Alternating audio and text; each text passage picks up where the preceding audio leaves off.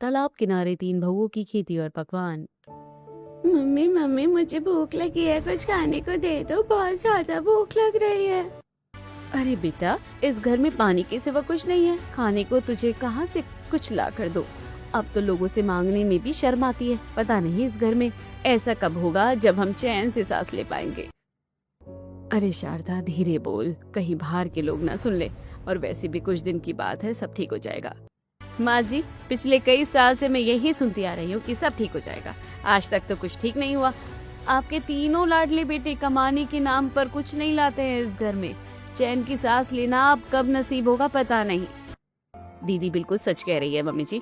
आपके बेटों को तो बस बरगद के नीचे ताश खेलना आता है। उनसे काम का नाम लो तो पीठ दर्द शुरू हो जाता है। बहस करने से पेट नहीं भरेगा दीदी, दोपहर ढल रही है। चलो सब तालाब पर चलते हैं, कपड़े भी धोने और मुंह हाथ धोकर जरा इस भयंकर गर्मी से राहत भी मिलेगी। चलो अमित, तुम भी साथ चलो।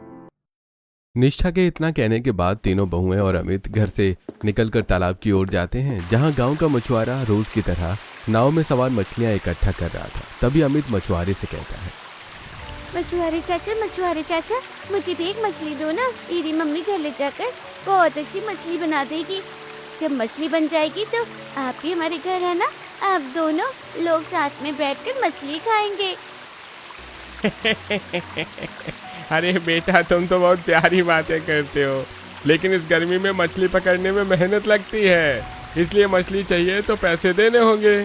तुम्हारे पास पैसे हैं? नहीं चाचा, मेरे पास इस मछली को खरीदने के पैसे नहीं है, आप पैसे ही मुझे दे दीजिए।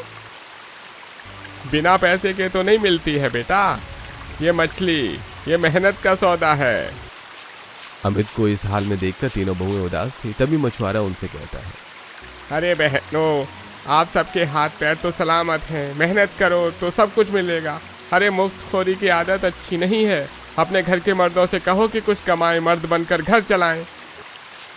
अमित बेटा, यहाँ आ चुपचाप मेरे पास खड़े हो जा। वो चाचा बिल्कुल सही कह रहा है। हम इस तरह मांग मांग के नहीं खा सकते। अपनी इज्जत अपने हाथ होती है, किसी के आगे हाथ नहीं फैलाना आज के बाद भी। क्या करे दीदी, हमारी तो फूटी किस्मत है। मेहनत हमारे घर वालों से होती नहीं है। सुबह से शाम तक बस निकम्मापन भरा है उसमें। कभी धूप का बहाना तो कभी बदन दर्द का बहाना, और सजा हम लोगों को मिल रही है। हम सब यहाँ भूखे हैं और वो चैन की बीड़ी फूंक रहे हैं। मेरा तो भाग्य फूटा था जो मैं इस घर की बहू बनकर आ गई। रोज रोज की किचकिच से परेशान हो गई हूँ। तभी निष्ठा का ध्यान ऐसी तपती गर्मी में अपने पास हरी भरी घास में जाता है और वो शारदा से कहती है, अरे दीदी, इसमें भाग्य को क्यों कोसना। और मछुआरे की बात सही है, हमें कुछ करना होगा। क्या पता जिस तरह पूरे गांव में सूखा पड़ने के बाद भी जमीन में हरियाली है, उस तरह हमारे यहाँ भी हरियाली आ जाए। ये लो, अभी नहीं आए, 4 दिन हुए हैं और दिमाग चलाने लगी। अरे ऐसे दिमाग चलाने से अच्छा है हाथ चलाओ, अभी घर भी जाना है। दीदी निष्ठा सही कह रही है, अगर हमने कुछ नहीं किया तो इस तरह तो घर का चूल्हा बंद पड़ जाएगा। इसके बाद तीनों बहुएं और अमित घर आते हैं और धीरे धीरे सूरज ढलने लगता है। तीनों बहुएं रसोई घर के चूल्हे के पास बैठी होती हैं। तभी उनकी सास कमला आती हैं और शारदा से कहती हैं, बेटा ये लो, 1 आलू और 3 मिर्ची और इसकी सब्जी बना लो, रात के खाने का वक्त हो रहा है। अरे माँ जी, ये 1 आलू और 3 मिर्ची खा के कब तक जिंदा रहेंगे? मेरे बच्चे के आंसू आपको दिखाई नहीं देते? आप ससुर जी को क्यों नहीं कहती हैं कि उनके पास जो पैसा है वो हमें दे दे, ताकि इस घर में 2 वक्त की रोटी अच्छे से नसीब हो पाए? अरे बहू, तुझे कितनी बार कहा है कि हमारे पास कोई पैसा नहीं है। अगर हमारे पास पैसा होता तो इस गरीबी में गुजारा नहीं करते, और मैं अपने पोते को इस तरह भूखा नहीं देख पाती। रहने दीजिए माँ जी, मुझे नीलम आंटी ने सब बताया हुआ है कि तेरे ससुर के पास रखा हुआ पैसा है और वो लोग बस हमारी परीक्षा ले रहे हैं। तभी कमला के तीनों बेटे बाहर मजदूरी करके घर आते हैं और घर के कमरे में जाके बैठ जाते हैं और एक दूसरे से कहते हैं, अरे बाप रे, बड़ी भयंकर गर्मी है आज। इस कमरे के अंदर बैठना तो नरक में रहने जैसा आफत हो गया है। हाँ भैया, ऊपर से ये चूल्हा अंदर जलता है तो पूरी कोठरी भट्टी जैसी तप जाती है। उमस के मारे दम घुट रहा है, हवा का एक झोंका नहीं आ रहा है। अरे माँ, ओ माँ, ये इतना धुआं और गर्मी क्यों हो रही है इस घर में? बाहर तो बहुत ठंडा मौसम है। तीनों भाइयों की ये बातें सुन के पूजा कहती है, देखो, इनके लिए हम गर्मी में खाना बना रहे हैं और इन्हें गर्मी लग रही है। ऐसा लग रहा है जैसा बहुत काम करके आए हैं। मम्मी जी, मुझे ऐसा लगता है कि हमें अपना चूल्हा बाहर खुले आंगन में कर लेना चाहिए, क्योंकि अंदर चूल्हा जलता है तो बहुत ज़्यादा गर्मी हो जाती है और हवा रुक जाती है। अगर हम चूल्हा बाहर कर लेंगे तो कम से कम यहाँ अंदर इतनी उमस तो नहीं होगी, हम रात को चैन से तो सो पाएंगे। निष्ठा, आज तुमने एक बात बिल्कुल सही कही। हम दिन में चूल्हा नहीं जलाएंगे, सुबह शाम बाहर ही सारा काम निपटा लेंगे, कमरा ठंडा रहेगा। अरे वाह, चलो कम से कम एक बात पर तो मेरी तीनों बहुओं का एक ही विचार रहा, वरना तो तुम तीनों तो हमेशा अलग अलग भागती हो। जब तुम तीनों मिलकर कह रही हो तो अब तो करना ही पड़ेगा चूल्हा बाहर। कल सुबह ही आंगन में नया चूल्हा जमा देते हैं। इसके बाद सारा परिवार घर के आंगन में बैठ के खाना खा रहा होता है। तभी हरीराम कहता है, अरे वाह, आज का पानी तो बहुत ठंडा है। रोज तो जैसे पानी उबल रहा होता है, आज पानी में बर्फ मिला दिया है क्या? अरे पापा जी, ये तो आपकी छोटी बहू निष्ठा का कमाल है। इसने आज मटकी में पानी भरते वक्त उस पे बोरा बांध लिया था। हाँ, इसका दिमाग इधर उधर भले लगा रहता है, लेकिन होशियार है, नए नए आइडिया लेकर आती है। अरे वाह बहू, तुम्हारा दिमाग तो बहुत तेज है। काश हमारे बच्चों में भी ये समझ होती। अब इस उम्र में मेरा बदन और जोड़ों में दर्द होता है, नहीं तो मैं ही कुछ काम करता। ले दे के बस हमारे पास वो तालाब की जमीन है। तभी अमित अपने माँ शारदा के पास बैठा खाना खा रहा होता है और अपनी माँ से कहता है, मम्मी, हमारे घर में मछली कब बनेगी? तालाब वाले चाचा के पास बहुत बड़ी मछली थी, मुझे मछली खानी है। अब ये मैं नहीं जानती बेटा कि कब बनेगी। हमारे नसीब में मछली कहाँ, अपनी पापा से लोगों से पूछ कब बनेगी, वही ला सकते हैं। उन्हीं से पूछो कि वो अपने बेटे को कब मछली खिलाएंगे। अरे पापा, चाय तालाब से चुरा कर लाए या बाजार से, पर अभी पैसे नहीं है। चुपचाप जो पतली दाल रोटी मिली है खाओ और सो जाओ, ज्यादा जिद मत करो। अरे बच्चे को क्या डांट रहा है? खुद तो तुम लोग कुछ काम नहीं करते हो, सारा दिन बस बरगद के पेड़ के नीचे बीड़ी पीते रहते हो। अरे रहने दो कमला, मैंने तो अब उम्मीद छोड़ दी है कि इस घर में कभी लक्ष्मी भी आएगी। सारा परिवार रूखा सूखा खाना खा के सो जाता है और देखते ही देखते सुबह का सूरज निकल आता है और रोज की तरह तीनों बहुएं और अमित तालाब की ओर जाने लगते हैं। तभी निष्ठा कहती है, दीदी देखो, इस मिट्टी में कितनी नमी है। पूरे गांव में पानी की किल्लत है, पर तालाब के पास की इस जमीन पर कुदरत की मेहरबानी है। अगर हम यहाँ थोड़ी सी मेहनत करें और कुछ सब्जियाँ उगाना शुरू करें तो कम से कम हमारे घर के खाने का इंतजाम तो हो ही जाएगा। हमें किसी के आगे हाथ फैलाने की नौबत नहीं आएगी। तुम बिल्कुल सही कह रही हो निष्ठा, हमारे घर के पुरुष तो बस आराम फरमाना जानते हैं, पर हम कब तक हाथ पर हाथ धरे बैठे रहेंगे। तुम दोनों की हिम्मत देखकर मुझे अपनी सोच पर शर्म आ रही है। मैं बड़ी बहू होकर सिर्फ रोना रो रही थी और तुम दोनों ने रास्ता भी ढूंढ लिया। नहीं, मैं सिर्फ बैठूंगी नहीं, अब तुम दोनों के साथ इस जमीन को खोदूंगी हम, ताकि मेरा बेटा अमित भूखा ना सोए। मम्मी मम्मी, मैं आपकी मदद करूंगा। मैं इस डंडे से मिट्टी खोदूंगा, फिर हम बहुत सारी गाजर और टमाटर उगाएंगे ना मम्मी? मुझे टमाटर बहुत अच्छे लगते हैं। हाँ अमित, हम यहाँ टमाटर भी उगाएंगे और हरी मिर्च और हर तरह की सब्जी उगाएंगे। चलो दीदी, सबसे पहले जमीन से ये जंगली झाड़ियों को साफ करते हैं। पूजा दीदी, आप उस तरफ से सूखी लकड़ियाँ हटाओ और मैं यहाँ से कंकड़ निकालती हूँ। निष्ठा का ये हौसला देख के पूजा और शारदा काम से हाथ बटाने लगती हैं। तभी पूजा कहती है, ये काम थोड़ा मुश्किल है, पर निकम्मेपन के तानों से तो बहुत बेहतर है। आज हमारे हाथों में छाले भी पड़ जाए ना तो परवाह नहीं, कम से कम रात को सुकून की नींद तो आएगी कि हमने अपनी जिंदगी बदलने के लिए पहला कदम उठाया है। सच कहा पूजा, लाला की दुकान पर जब राशन उधार मांगने जाओ तो वो जिस नजर से देखता है वो याद करके मेरा खून खौल जाता है। अब हम अपनी मेहनत से अपनी किस्मत बदलेंगे। दीदी, अभी इधर उधर की बातें छोड़कर काम में ध्यान दीजिए। तब तक मैं घर से खुरपी लेकर आती हूँ ताकि हम छोटी छोटी क्यारी बना पाए। हाँ निष्ठा, तुम जाओ, तब तक यहाँ का बाकी काम हम देख लेंगे। और जरा जल्दी आ जाना, अभी क्यारी बना के बीज भी डालने होंगे। इसके बाद निष्ठा घर की तरफ जाती है और वहां पहुंचकर घर के एक कोने में रखे खुरपी को उठाती है और तालाब पहुंचकर शारदा और पूजा से कहती है, दीदी ये देखो, बाबा जी का पुराना खुरपी घर के कबाड़ में पड़ा हुआ था, मैंने साफ कर दिया है। अब इससे इस जमीन को खोदकर छोटी छोटी क्यारियां बनाएंगे। पानी तो ठीक पास में तालाब का ही है, तो सींचने की कोई दिक्कत नहीं होगी। लाओ निष्ठा, पहला बार मैं करती हूँ। वैसे भी तुझे पता है कि मैं बहुत शुभ हूँ, इसलिए शुभ काम मैं ही शुरू करती हूँ। तभी पूजा, निष्ठा और शारदा मिट्टी को खोदने लगती हैं और थोड़े वक्त बाद जमीन के चारों तरफ क्यारियां बना देती हैं, जो कि बहुत प्यारी लगती हैं देखने में। वाह पूजा चाची, आप लोगों ने तो बहुत प्यारी प्यारी बड़ी बड़ी क्यारी बना दी, बहुत प्यारी है सच में। हाँ अमित, तू सही कह रहा है, ये बहुत प्यारी क्यारियां हैं, ये और प्यारी लगेंगी जब इसमें सारे सब्जियां के बीज डलेंगे और हरी भरी सब्जी उगेगी। अरे दीदी, पर हम बीज के पैसे कहाँ से लाएंगे? हमारे घर में तो खाने के भी पैसे नहीं हैं। पता नहीं पूजा, हमारे पति तो इस लायक नहीं है कि वो पैसे दे, और अब नीलम आंटी से मांगने में भी शर्म आती है। निष्ठा, आगे क्या करना है ये भी तो बता, या तो ये सारी मेहनत बेकार है। अरे दीदी, मैंने सारी तैयारी कर ली है। मैं कुछ दिन पहले अपने मायके से खेत आते वक्त अपने मामा की दुकान से सारी सब्जियों के बीज मुफ्त में लेकर आ गई थी। मुझे पता था कि ये बीज आगे हमारे बहुत काम आएंगे, लेकिन डरती थी कि कहीं आप लोग मुझे डांटे ना कि इसका दिमाग बहुत चलता है। पर कल रात आप लोगों की बात सुन के मुझे आत्मविश्वास मिला। निष्ठा, तुम सच में बहुत दूर की सोचती हो। इन बीजों को हम इस गहराई में डालेंगे ताकि तालाब का पानी सोखकर ये जल्दी फलदार हो सके। तभी पूजा और निष्ठा दोनों मिलकर क्यारियों में बीजों को डालने लगती हैं और शारदा और अमित तालाब से पानी लेके आते हैं और शारदा कहती है, ये लो पानी मैं ले आई। अब इन बीजों पर थोड़ा थोड़ा पानी छिड़क देते हैं ताकि धूप में ये सूख ना जाए। हाँ दीदी, चलिए ना पानी छिड़क देते हैं, फिर जाके इस बारे में घर वालों को बताते हैं। माँ जी और पापा जी बहुत खुश हो जाएंगे। इसके बाद तीनों बहू क्यारियों को पानी से सींचने लगती हैं और फिर घर जाकर जहां हरीराम और कमला एक साथ बैठे हैं, तीनों बहुओं को देख के हरीराम कहता है, अरे बहू, आज तुम्हें इतनी देर कैसे हो गई? और ये कपड़े इतने मैले क्यों हैं? अरे बउआ, ये क्या हाल बना रखा है? किसी से झगड़ा तो नहीं करा है तुम लोग? आखिर बात क्या है, हमें भी तो कुछ बताओ। अरे मम्मी जी, पापा जी, हम किसी से लड़ झगड़ कर नहीं आए हैं। कुछ दिनों के बाद हम सुकून से बहुत सारी हरी सब्जियां खा पाएंगे। इस घर में और ताजी हरी सब्जियां? तुम लोग पागल हो गए हो? कोई लॉटरी वॉटरी लग गई है क्या? ऐसा ही समझ लीजिए पापा जी, क्योंकि अब से इस घर में ताजे ताजे पकवान बनेंगे।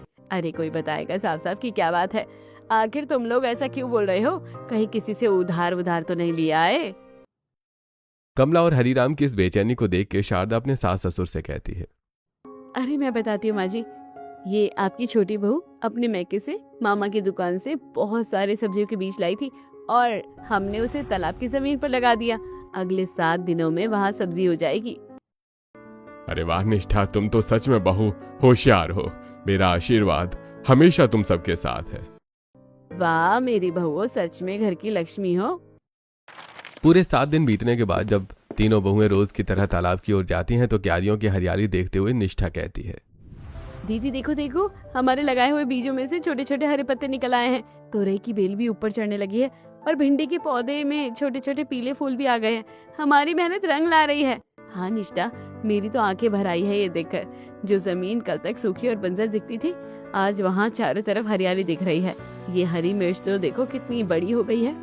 हाँ सच में पूजा, ये सिर्फ पौधे नहीं है, ये हमारे आने वाले अच्छे दिनों की उम्मीद है।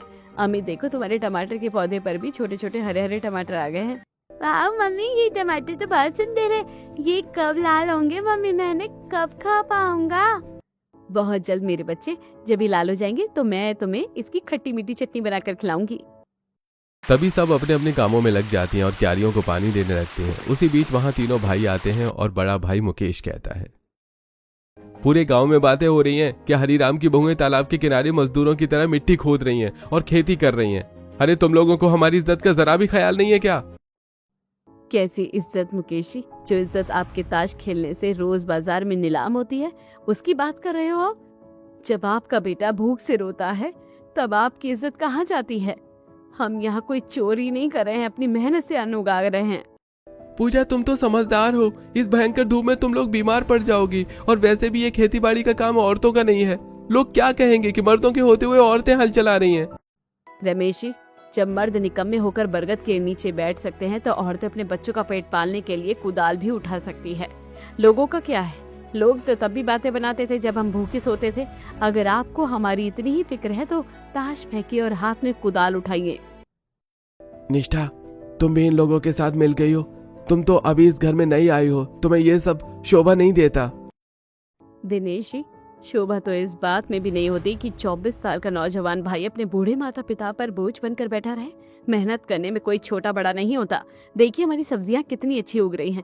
अगर आप लोग हमारी मदद करेंगे तो काम जल्दी होगा और घर में खुशहाली आएगी। भाइयों, निष्ठा की बात हमारे दिल पर लगी है। हमारी पत्नियां इस धूप में पसीना बहा रही हैं और हम छांव में बैठकर ताश खेल रहे हैं। अरे धिक्कार है हमारी ऐसी जवानी पर। मैं आज से ताश छोड़ता हूँ। लाओ शारदा, ये बाल्टी मुझे दो, मैं पानी लाऊंगा तालाब से। क्या सच में आप हमारी मदद करेंगे?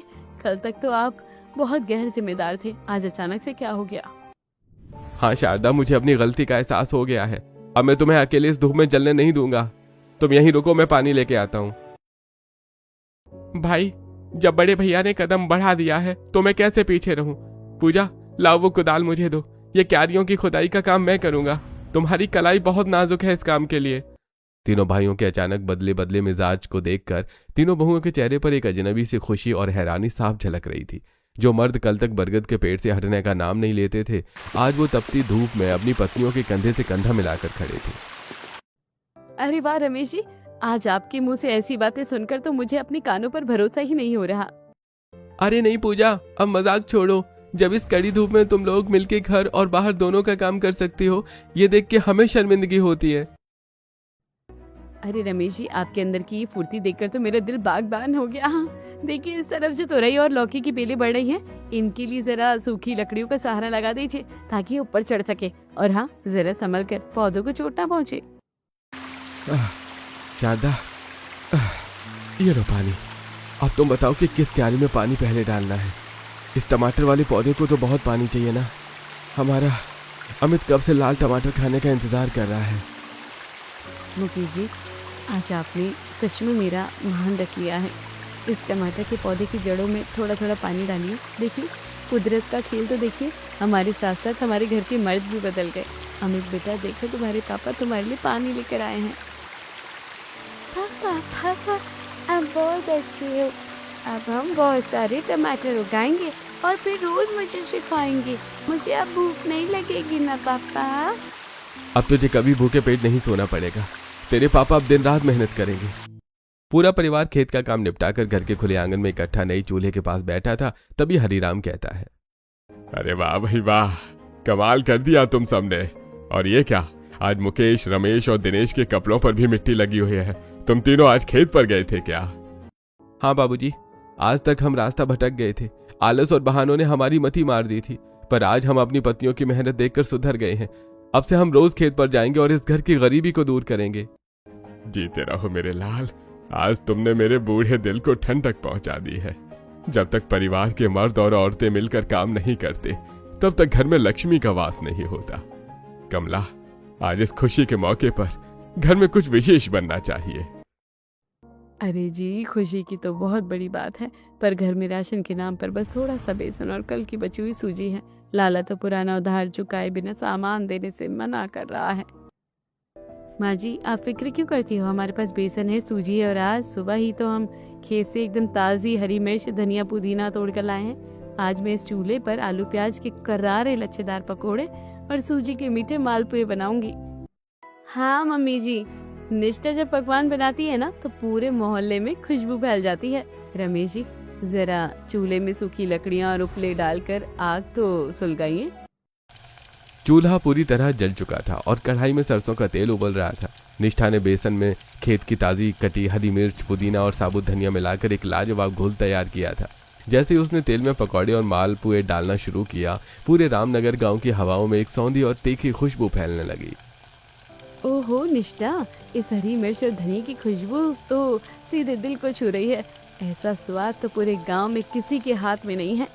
दीदी, स्वाद तो मेरे हाथ का नहीं, हमारे खेत की ताज़ी मिट्टी और हवा का है। बाजार की मुरझाई और सब्जियों में ये खुशबू कहाँ मिलेगी?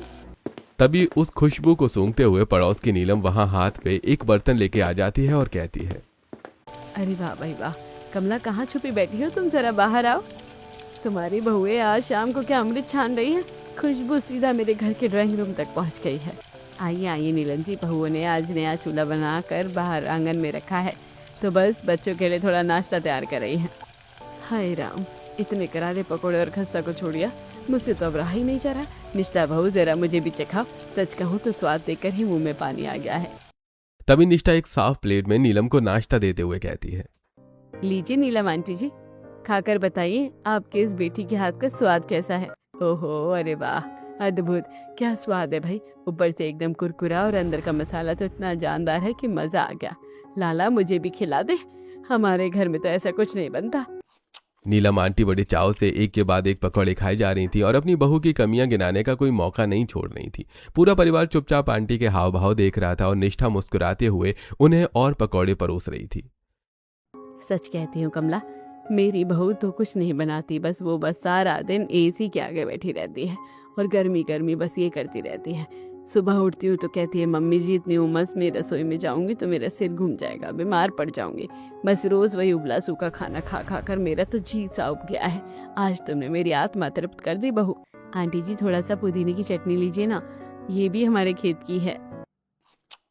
चटनी चाटते हुए अपनी साड़ी के पल्लू से हाथ पोंछती है और अपने पर्स से 100 रुपए का नोट सीधा निष्ठा की तरफ बढ़ाती हुई कहती है, ये लो बहू तुम्हारी इस बेहतरीन स्वादिष्ट मेहनत की कीमत। अरे नहीं नहीं आंटी जी, हम आपसे पैसे नहीं ले सकते, आप तो पड़ोस की हैं, हमारी माँ जैसी हैं। आपको खिलाया तो हमें भी खुशी हुई, पैसे मत दीजिए। अरे रखना बहू, मेरी बात सुन, मना मत करो। इतनी गर्मी में जहाँ कोई रसोई में खड़े होने को तैयार नहीं है अपने घर वालों के लिए खाना बनाने के लिए, उस मौसम में तुमने मुझे इतना लजीज खाना बनाकर खिलाया, इसे मेरी तरफ से गिफ्ट रख लो। थैंक यू आंटी जी, आपका यह आशीर्वाद हमारे लिए बहुत बड़ा है। ऐसे ही बनाती रहो बहू। मैं तो कहती हूँ अगर तुम लोग इसे बाजार में बेचोगे ना तो लोग लाइन लगाकर इस गर्मी में कोई घर का नाश्ता नहीं करना चाहेगा। नीलम आंटी के जाने के बाद निष्ठा उस 100 रुपए के नोट को एकटक देखती रही। आंटी की आखिरी रात, अगर तुम लोग इसे बाजार में बेचो ना तो लोग लाइन लगाकर खरीदेंगे। उनके दिमाग में बिजली की तरह कौन थी। उसने तुरंत अपनी दोनों जेठानियों को एक कोने में बुलाया। दीदी, पूजा दीदी सुनो, नीलम आंटी की बातों बातों में मुझे एक बहुत बड़ा बिजनेस आइडिया आया है। क्यों ना हम ये पकवान बनाकर बाजार में बेचना शुरू करें। क्या बाजार में पकवान बेचना? अरे निष्ठा, हम घर की बहुएं बाजार में दुकान लगाएंगे, लोग क्या कहेंगे? अरे पूजा दीदी, लोगों का क्या कहना है? जब हम भूखे मर रहे थे तब लोग खाना देने नहीं आए थे। आंटी ने बिल्कुल सही कहा था, जो अमीर और मिडिल क्लास लोग हैं वो इस गर्मी और उमस में कढ़ाई चढ़ाना पसंद नहीं करते, पर स्वाद सबको चाहिए। हम उन्हें गर्मा गर्म साफ सुथरे पकवान देंगे। बात तो तुम्हारी बिल्कुल पते की है निष्ठा, हमारे खेत की ताजी सब्जियां हैं, मिर्च धनिया पुदीना सब मुफ्त का है। बस हमें थोड़ा मैदा बेसन और तेल बाजार से लाना होगा, पर शुरुआत करने के लिए पैसे कहाँ से आएंगे? ये 200 रुपये तो बहुत कम है। दीदी, नीलम आंटी का दिल बहुत बड़ा है और उन्हें हमारा स्वाद पसंद आया है। मैं अभी जाकर उनसे कुछ पैसे उधार मांगती हूँ, जैसे ही दुकान से पहली कमाई होगी हम उनका पैसा चुका देंगे। हाँ निष्ठा, तुम जाओ, अगर आंटी पैसे दे देती हैं तो हम कल सुबह ही बाजार के मुख्य चौराहे पर अपना ठेला लगाकर वहाँ पहुँच जाएंगे। हमारे मर्द भी हमारे साथ हैं, वो ठेला खींचने में हमारी मदद करेंगे। नीलम आंटी ने बहुओं का हौसला देखकर खुशी खुशी 5000 रुपए उधार दे दिए थे। पैसे हाथ में आते ही निष्ठा और पूजा सीधे लाला की किराने की दुकान पर पहुंचे। लाला हमेशा की तरह अपनी बड़ी बही खाता खोल कर बैठा हुआ था और ग्राहकों को कड़क आवाज में डांट रहा था। अरे ओ हरिराम की बहुओं, मैंने कल ही तुम्हारी सास से कह दिया था कि पुराना उधार चुकाए बिना एक दाना भी नहीं मिलेगा। क्यों बार बार सुबह सुबह बोनी खराब करने आ जाती हो?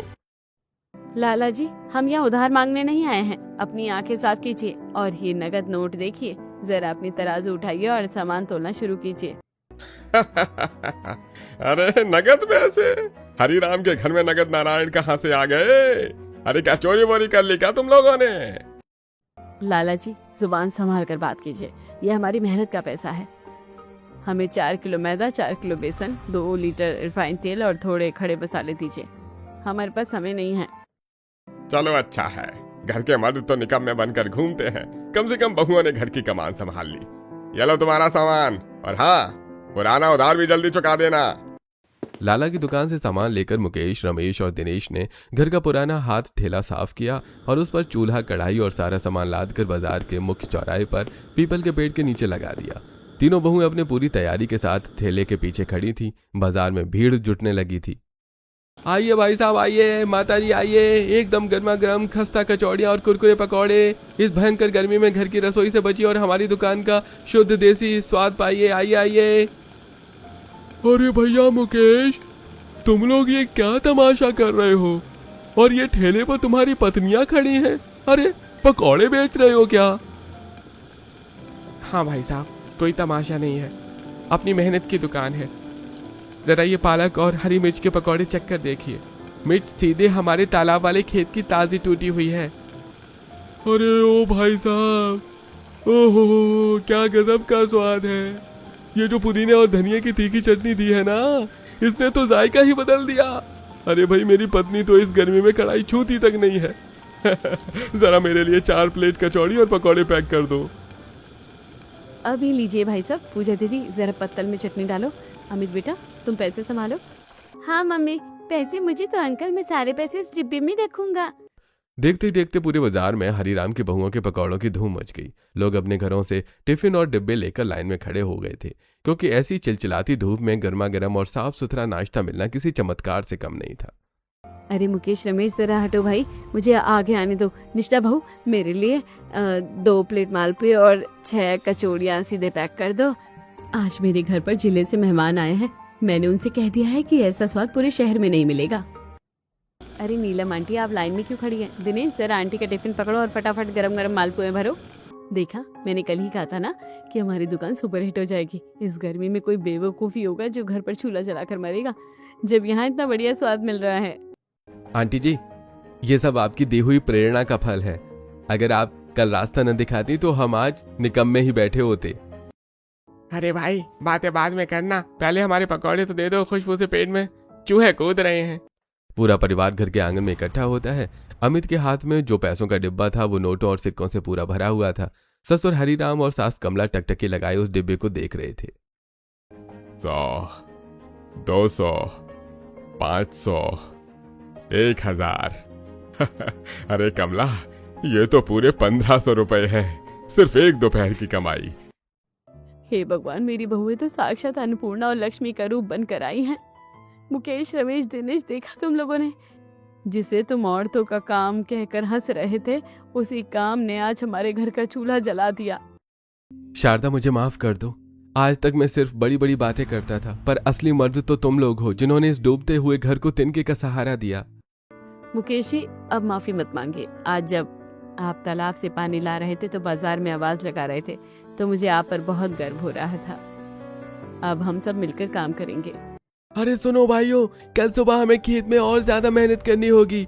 आज बाजार में सब्जियों की कमी पड़ गई थी। अगर हम खेत का दायरा बढ़ा दें तो हमारी लागत और कम हो जाएगी और मुनाफा 2 गुना। हाँ दिनेश जी, कल सुबह 4 बजे ही हम सब खेत पर मिलेंगे। अब हमारे पास बीज भी है, हौसला भी है, और सबसे बड़ी बात, हमारे पतियों का साथ भी है। पूरा परिवार सुबह सुबह काम में जुटा हुआ था। रमेश जी, जरा इस तरफ की क्यारी में पानी का रुख मोड़िए। देखिए, हमारी गोभी के छोटे छोटे पौधे अब बड़े होने लगे हैं। अभी लाया पूजा। अब तो मुझे इस मिट्टी से ऐसी मोहब्बत हो गई है कि रात को नींद में भी बस क्यारियां ही दिखाई देती हैं। देखो, पानी सीधे गोभी की जड़ों तक पहुंच गया। शारदा, निष्ठा, ये देखो, आज की पहली ताजी तोरई। कसम से इतनी लंबी और हरी लौकी तो मैंने पूरे रामनगर में किसी के खेत में नहीं देखी।